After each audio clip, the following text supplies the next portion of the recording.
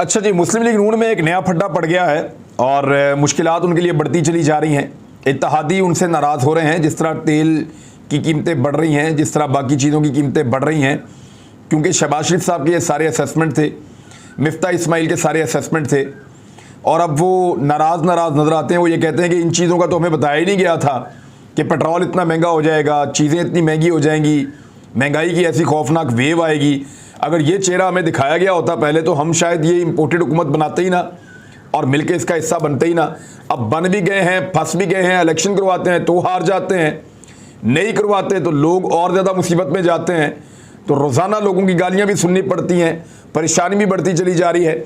ऐसे में वज़ीर-ए-आज़म पाकिस्तान ने, जो इम्पोर्टेड वज़ीर-ए-आज़म हैं, उन्होंने 4 नए मावनीन खुसूसी तैनात कर दिए हैं। ये जो 4 नए मावन खुसूसी हैं, इनमें कौमी असम्बली के रुकन मोहम्मद जुनेद अनवर चौधरी, ये भी मुस्लिम लीग नून से है, और उसके अलावा सेनेटर हाफिज़ अब्दुल करीम, इसके अलावा रोमीना खुर्शीद आलम और शेख फ़याज़ुद्दीन। इन चारों का ताल्लुक़ मुस्लिम लीग नून से। इन चारों को मावनीन खुसूसी बना दिया गया है। आप इनके बारे में ज़्यादा नहीं जानते होंगे, माजी में आपको पता भी नहीं होगा ये कौन लोग हैं। अब इनकी वजह से ARY के ऊपर भी एक खबर चली है और शिकवा ये सामने आया है कि PMLN के जो पुराने लोग हैं वो नाराज़ हो गए हैं। जैसा कि डॉक्टर तारक फजल चौधरी साहब, इन्होंने बड़ी मेहनत की है PMLN के लिए। ये जितनी PDM की मीटिंग्स होती रही हैं, डॉक्टर साहब के घर में होती रही।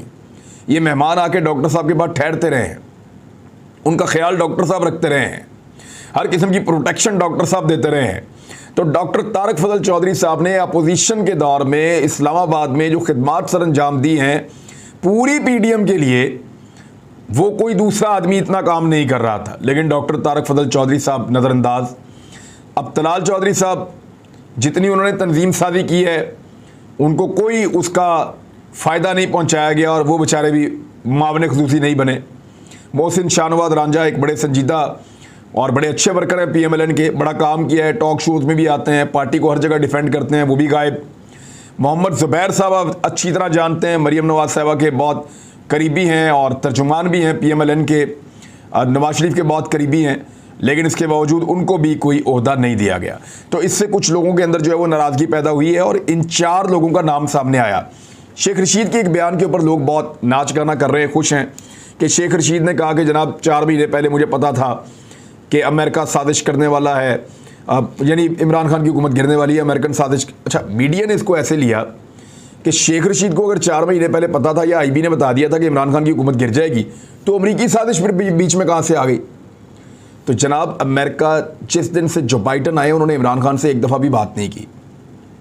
2021 में अमेरिका जलील होकर अफगानिस्तान से निकल रहा था, उस वक्त भी अमेरिका की और इमरान खान की मुखालफत थी। जून में इमरान खान साहब ने गालिबन एब्सोल्युटली नॉट कह दिया था। जुलाई और अगस्त में अमेरिका वहाँ से निकल रहा था और सितंबर के अंदर इनखला मुकम्मल हो रहा था। ये सारी सूरतें अगर आप याद करें तो सबको आइडिया था कि अमेरिका इमरान खान का दुश्मन बन चुका है और इमरान खान खुद कह चुके हैं कि मुझे कई महीने पहले से पता था कि मुझे निकालने के लिए प्लानिंग की जा रही है और मेरे खिलाफ एक साजिश तैयार की जा रही है। तो अब अगर शेख रशीद को पता चल गया तो इसमें क्या फ़र्क पड़ता है? इमरान खान तो खुद कह रहे हैं मुझे बहुत पहले से पता था। और साजिश क्या एक रात के अंदर तैयार होती है? एक रात में होती, कभी नहीं होता। साजिश बहुत टाइम लेती है तैयार होने में, मुदाखलत एकदम हो जाती है जैसे वो हुई थी और उसके बारे में सब कहते हैं कि वो मुदाखलत है। तो अब तक के लिए इतना ही। अपना ख्याल रखिएगा, अपने इस चैनल का भी। अल्लाह हाफ़िज़।